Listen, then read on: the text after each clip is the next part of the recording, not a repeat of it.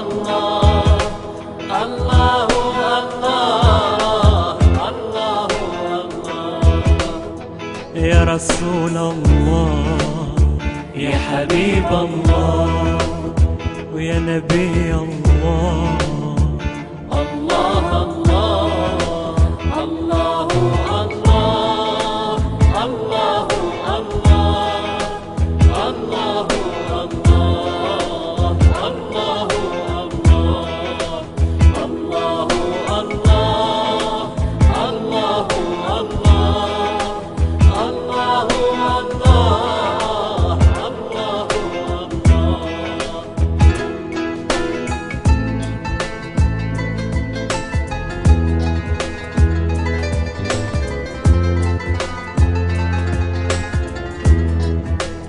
من خلق الإنسان وعلم الآن ننتقل إلى المداخلة الأخيرة للأستاذ السي محمد المرواني، وهو باحث في قضايا الفكر السياسي الإسلامي، فليتفضل مشكورا.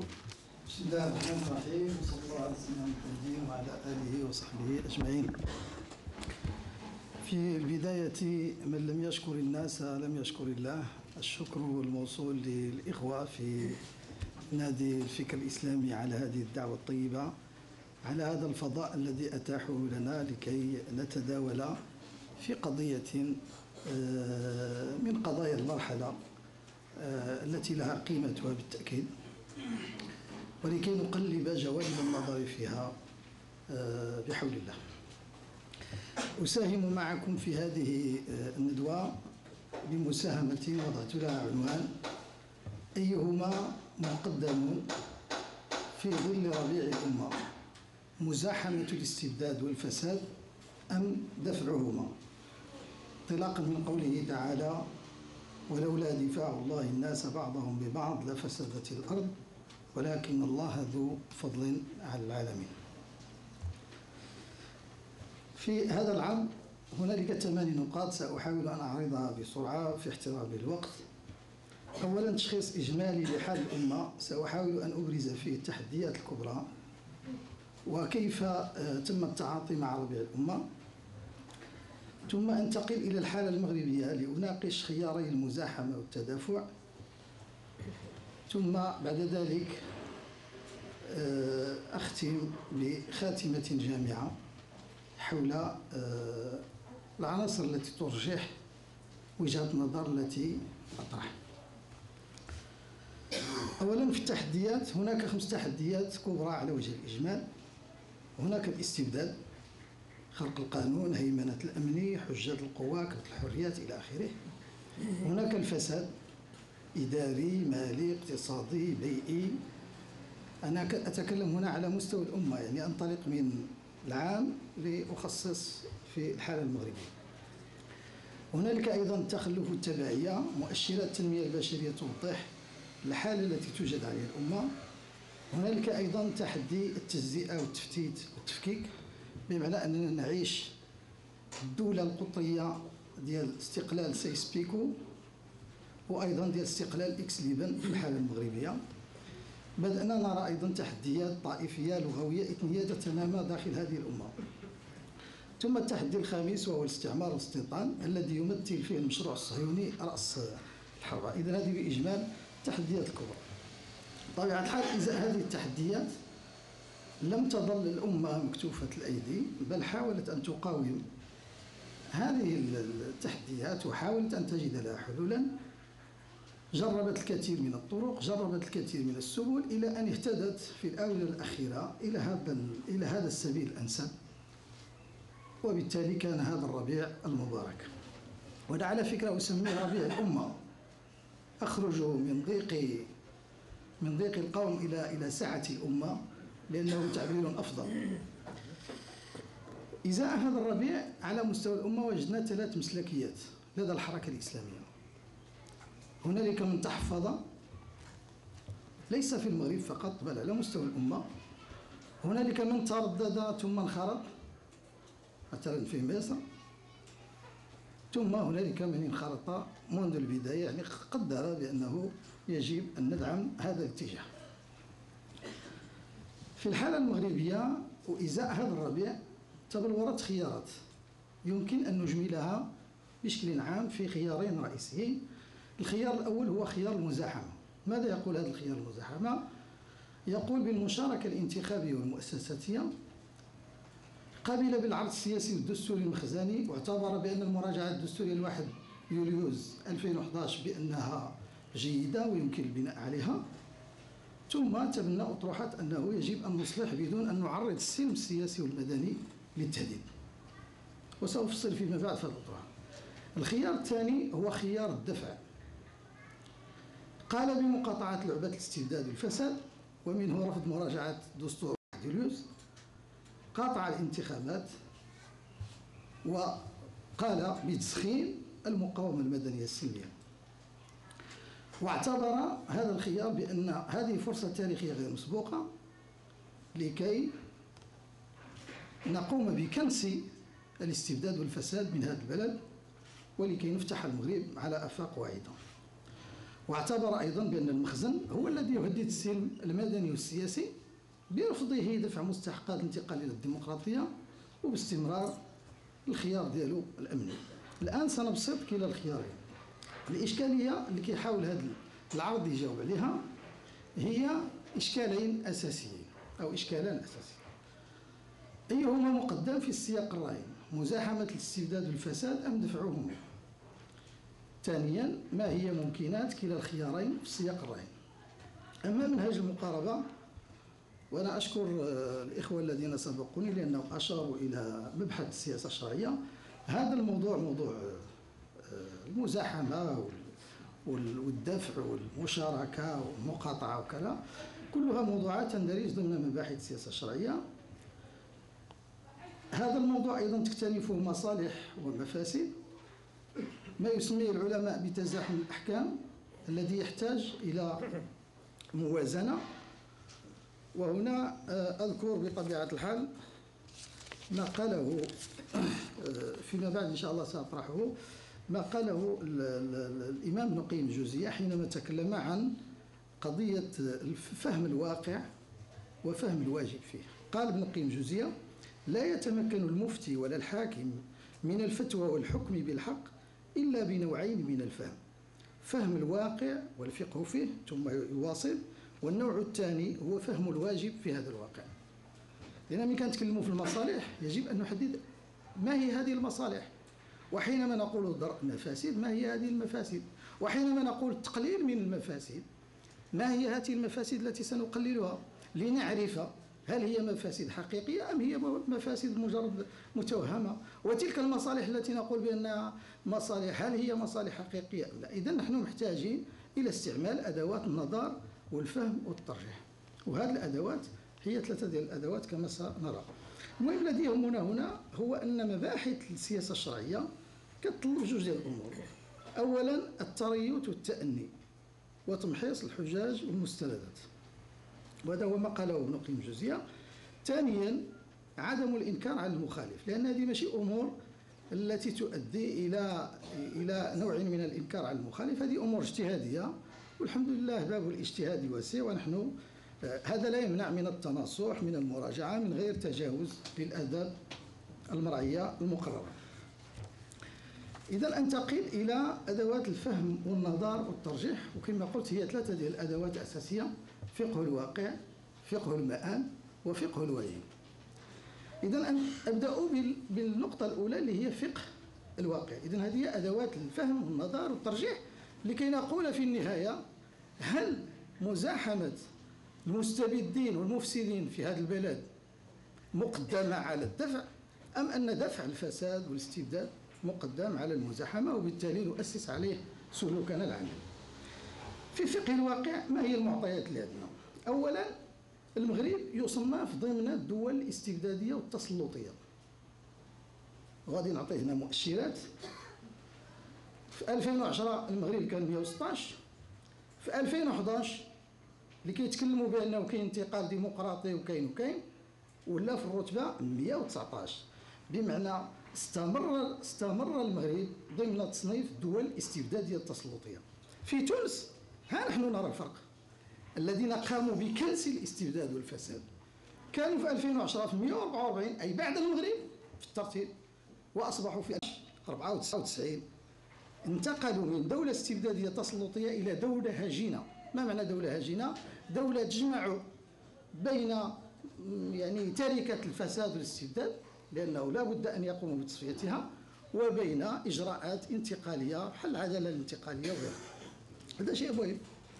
هذا المؤشر الأول. كنتكلموا على التحديات الكبرى. كاين الاستبداد، هذا الاستبداد. مؤشرات الفساد. أنا في مؤشرات الفساد فقط أنا أنقل لكم المؤشر محاربة الرشوة. لاحظوا معي هذا الجدول لأنه تيبين لنا اش كاين في البلاد، فين غادية البلاد، اللي كينقول واش نحن نتجه للأمام وبأننا درنا ثورة الصناديق ولا كاين حوايج أخرى يعني في هذه البلاد. معليش. فإذا لاحظوا معي الدالة فين كتجه من 1996 وحنا هابطين، بمعنى أنه نزداد سوءا على سوء في محاربة الرشوة. في مؤشر سيادة القانون نفس الشيء، من 1996 حتى 2009 كاين أرقام ولكن باقي لم نحصل عليها. نلاحظ أيضا استمرار خرق القانون، لأن شنو هو الاستبداد في نهاية المطاف؟ هو خرق القانون، عدم احترام الأمور التي نتواضع عليها إلى آخره. إذا هذا باش نوضحوا بأنه كاين استبداد حقيقي، كاين استبداد وهو أم هذه المفاسد، وكاين ربيبته أو ربيبه اللي هو الفساد. عندنا شروط اقتصادية واجتماعية هشة. مؤشر التنمية البشرية في 2011 المغرب 130 وتونس 94 من أصل 187 دولة، بمعنى أنه كنلاحظوا بأنه حتى في الدول اللي كاين هذا كاين تقدم. كاين أيضا مشكل ديال تمويل التنمية. الفساد في المغرب نخر مصادر تمويل التنمية في المغرب.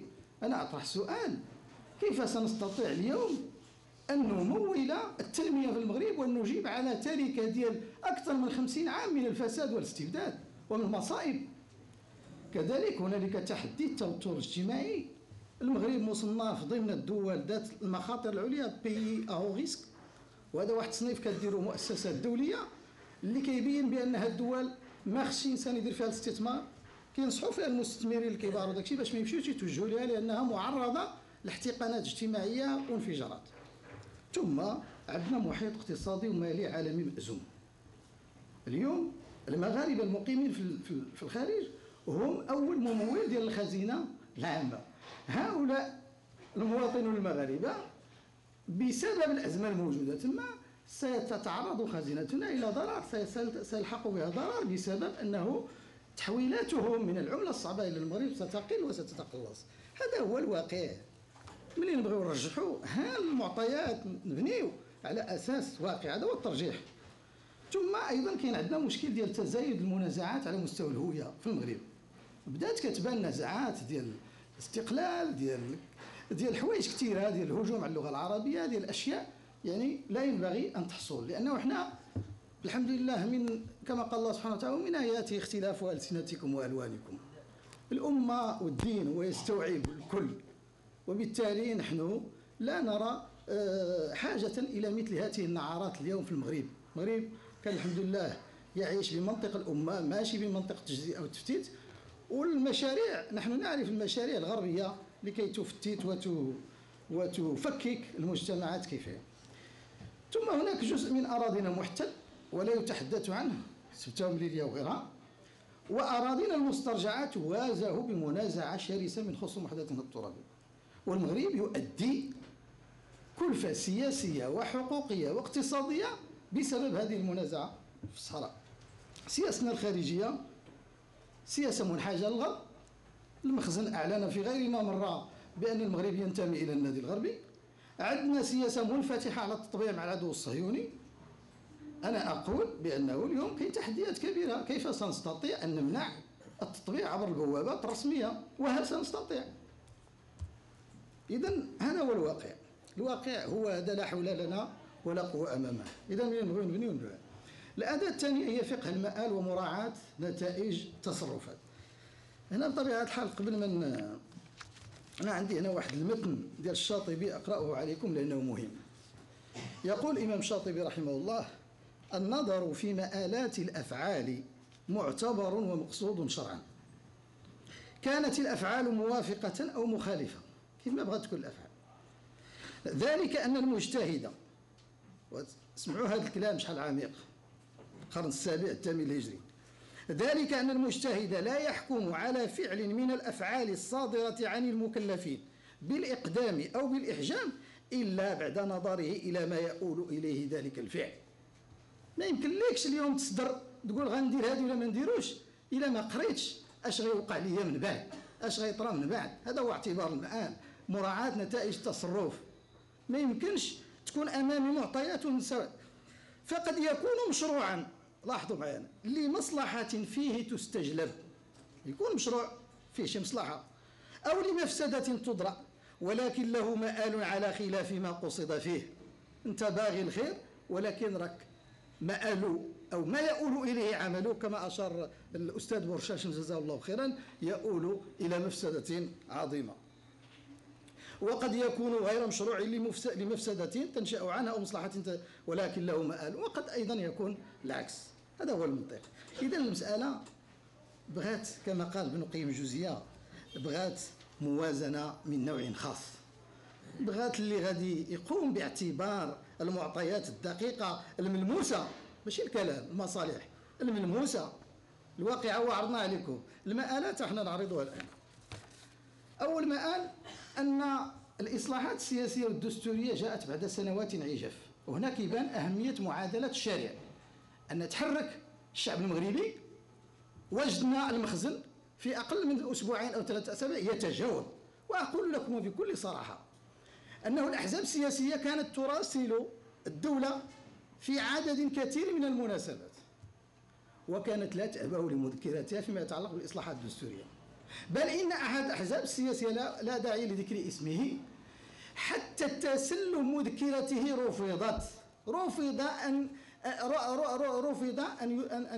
رفضوا أن يتسلموا مذكرته حول الإصلاح الدستورية والسياسية. ولكن حينما تحرك الشارع وكانت المعادلة الشارع التي كانت تغيب في المجتمع، يعني كان هنالك تجاوب سريع للمخزن. هذا يؤكد ماذا؟ مآل دخول الشارع إلى معادلة التدافع السياسي والاجتماعي، أنه حينما دخل الشارع إلى معادلة التدافع السياسي والاجتماعي بدأ التجاوب مع المطالب الشعبية ومع مطالب الكادحين والفقراء، وأيضا مع مطالب عموم الشعب المغربي. هذا المآل الأول، أو ناتج من نتائج تصرفات ديال الشعب المغربي أدى إلى أن بدأت الإصلاحات. المخزن تجاوب معه ليجهض مسار الإصلاحات. اللهم نعطيه شوية ولا نصدقوا عاطين حوايج كثيرة. هذه هي الحقيقة المرة. كاين المآل الثاني وتجربة التناوب الأولى. عبد الرحمن اليوسفي جاء ليحكم. الرجل فيما نعلم أنه صادق ويريد أن يصلح ويفعل وإلى آخره. ماذا كانت نتيجة هذا؟ هذا مآل يجب أن يعتبر، أنه في الوقت الذي يعني بل أكثر من هذا، عبد الرحمن اليوسف اشترط على المخزن إطلاق سراح كافة المعتقلين السياسيين ومعتقلي الرأي كشرط قبل ما وأقدم المخزن على إصلاحين دستوريين، إصلاح دستور 92 و 96. ومع ذلك رأينا ما جرى له. ذهب حزينا وقدم تصريحا في بروكسل قال فيه بأن تجربة التناوب كانت فاشلة والمخزن لا زال مستمرا، وبأنه لا أمل في الإصلاح. ثم كاين أيضا التأمل في التجارب ديال الديمقراطيات الناشئة. اليوم يتحدث المتحدثون في المغرب بأن المغرب دار انتقال ديمقراطي وحققناه وكذا إلى آخره. الديمقراطيات الناشئة عندها مؤشرات، عندها علامات. ما حصل في تونس نموذجا، وقرأت عليكم قبل قليل الأرقام كيفاش تقدموا. كذلك في الدول كلها اللي انتقلت ديمقراطيا، احنا هنا كنستافدوا إنسانيا، لأن الحكمة ضالة المؤمن حيثما وجدها فهو أحق بها. إسبانيا انتقلت ديمقراطيا. هذا الانتقال الديمقراطي تميز بارتفاع عدد الأحزاب، بارتفاع نسبة المشاركة في الانتخابات، بعدم وجود أي معتقل بسبب الرأي أو باعتبار السياسي وراء السجون. هذه المؤشر. إذا كنس الاستبداد والفساد يعني أن تعمل في شروط صحية برغم التحديات والصعوبات اللي كتكون تحديات وصعوبات حقيقية. الآن في أدوات الفهم الشرعي بطبيعة الحال، وهذه تكلم فيها الإخوة، الحكم الشرعي بين التكليف والوضع. قد يكون الحكم الشرعي في شروط هو الحرمة، ويصبح في شروط أخرى أي في الوضع معين يصبح حلالا كأكل الميتة في ظروف، لأنه حفظ مصلحة الحياة مقدم على هذا، كما قالت القاعدة الفقهية حفظ الأبدان مقدم على حفظ الأديان. إذن هذه المنهجية، هذا هو الإسلام كيعطينا منهجية عملية بناءة يعني دينامية، أنه قد أكون في شروط أنني نشتغل، وقد أكون في شروط أنني لا أشتغل. وحتى على ذكر هذه القضية ديال في الإسلام كاين الأمر بالفعل والأمر بالترك، فكلاهما أمر قد نتركه ولكنه التزاما بأمر، وقد نفعل فهو التزام في أمر. ولذلك هذه المنهجية الفقهية الأصولية الرائعة التي جعلتنا نزداد حبا لعلم أصول الفقه وللفقه عموما هي التي ينبغي أن نفعلها في مثل هذه المناسبات، مناسبات الترجيح. السياسة الشرعية لا أريد أن أطيل، هو ما نطق به الشرع وما وافق الشرع، وما نجيبوش النقاش الذي أتى به السيد ابن قيم الجوزية في كتابه حول النقاش الذي دار بين فقيه حنبلي وفقيه شافعي. فهناك ما نطق به الشرع أي منطوق الشرع الإسلامي، وهناك ما وافق الشرع أي مقاصد الإسلام الكلية الجامعة المعروفة الخمسة. سبقت على الشرعية السياسية لأنها مهمة. حنا كنتكلموا اليوم كنبحثوا على أسس الشرعية السياسية في الإسلام. يجب أن نفرق بين الشرعية والمشروعية، شيء مهم جدا. في علم السياسة كنفرقوا ما بين الشرعية والمشروعية. قانون ما يسمى بالإرهاب هو قانون مشروع قانونيا، ولكنه غير شرعي، لأنه يتضمن إجراءات منافية لحقوق الإنسان، تعتدي على كرامة الإنسان، ويحاكم الناس ظلما بهذا القانون. هذا اللي هو مشروع قانونا ولكنه غير شرعي بمعايير الشرعية. الشرعية في الإسلام، شرعية سياسية في الإسلام على الراجح في أقوال الفقهاء، وقد بحثنا في هذا الموضوع تعميقا، وهذا شرعيتان: شرعية التنصيب، شرعية التنصيب هي اللي كتأسس على الاختيار والرضا على الراجح من أقوال الفقهاء والمتكلمين، وشرعية السياسات. وبطبيعة الحال شرعية التنصيب هو شرط ضرورة، لا يمكن أن نتكلم عن شرعية سياسية لأي حاكم ولأي سلطة تنفيذية إذا لم تنبثق عن صناديق الاقتراع بلغة القوم اليوم. وكذلك تكتمل هذه الشرعية السياسية كلما كانت سياستها شرعية. ولذلك أعجبتني ملاحظة لأحد الباحثين الإسلاميين جزاه الله خيرا حينما قال: إذا كان الأصل أصل الدين وهو الإيمان يزيد وينقص، فالشرعية السياسية تزيد وتنقص. تزيد كلما ازدادت شرعية السياسات، وتنقص كلما نقصت شرعية السياسات. كلما ازداد الاعتقال والاستبداد والفساد والظلم والاعتداء على حقوق الناس كلما نقصت الشرعية، وكلما ازدادت الحريات والكرامة وحسن التوزيع العادل للثروة والسلطة وغيرها تزداد شرعية. هادو هما الأدوات اللي غيجعلونا نقولوا واش هذا الشيء اللي كاين اليوم عندنا يتمتع بالشرعية السياسية.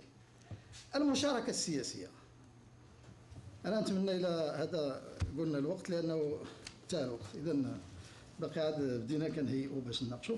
إذا هو ما شاء الله. إذا السياسة الشرعية نموذج، غتعطيني نحاول دقيقة باش نجمع. إذا المشاركة السياسية هي نموذج للمخالطة. تقدر تكون الشرعية، تقدر تكون المشاركة السياسية، حيث يجب أن نفرق بين المشاركة السياسية لأنها هي الأصل، وبين المشاركة الانتخابية والمؤسساتية اللي تقدر تكون مرة وقد لا تكون مرة، حيث هنالك خلط.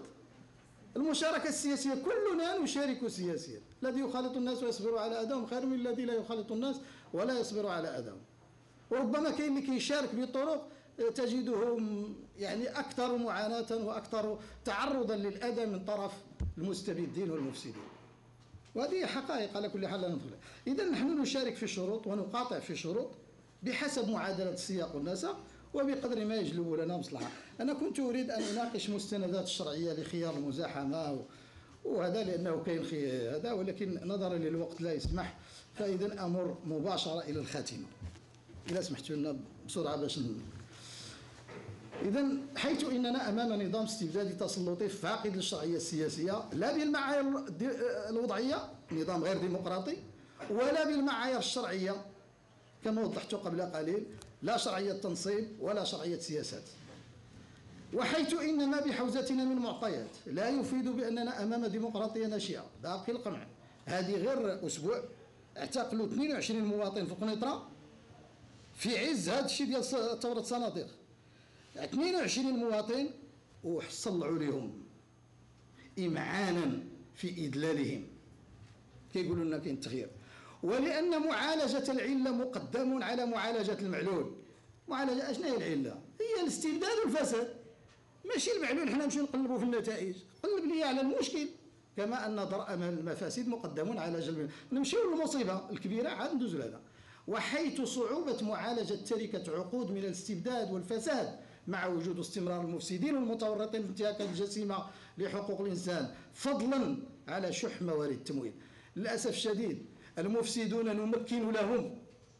وزير الداخلية السابق بن موسى أقدم على أعمال وجرائم يعاقب عليها القانون في الملف اللي تعرضنا فيه احنا للمحاكمة، ومع ذلك ينصب رئيسا للمجلس الاقتصادي والاجتماعي.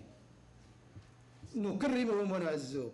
وباعتبار دخول الشارع إلى معادلة التدافع السياسي والاجتماعي، وحيث تزايد الاحتقان الاجتماعي، وحيث إن سنوات المزاحمة كانت عجافا، وأن خيار الدفع هو الذي أجبر المخزن على التجاوب، ولأن القبول بالعمل في إطار لعبة الاستبداد والفساد قد ساهم في إطارات المعركة وأضعف احتمالات تحقيق نصر قريب على قوى الاستبداد، واستحضارا، وهذا هو الشيء الأساسي، للتوفيق الإلهي فيما حصل في الأمة من انتصارات تحققت في إطار اختلال واضح لموازين القوى. من منا كان يتصور أن يسقط النظام المصري؟ من منا كان يتصور أن يسقط النظام التونسي؟ كانوا أنظمة جبابرة بوليسية قمعية، ومع ذلك شاء الله فكانت إرادة الله فانتصرت الشعوب على هؤلاء الطواغيت. ولو لم تكن هنالك إرادة المقاومة في الأمة ما كنا اليوم لنسمع عن شيء اسمه فلسطين. لو عولنا على أصحاب التسوية وأصحاب المفاوضات لكانت فلسطين اليوم غير موجودة في وعينا، ولكن استمرار المقاومة واستمرار جيوب المقاومة داخل فلسطين هي التي جعلت لنا. إذن وباعتبار بقتنا جوج كلمات يا أخي نقراهم. بإعمال أدوات النظر فإنه يترجح لدينا خيار الدفع السلمي المدني للاستبداد والفساد، وأعني به مقاطعة لعبة الاستبداد والفساد وتسخين النضال الشعبي، والله أعلم وهو من وراء القصد. ولولا دفاع الله الناس بعضهم ببعض لفسدت الأرض، ولكن الله ذو فضل على العالمين. صدق الله العظيم، ومعذرة للتسيير ومعذرة للحضور.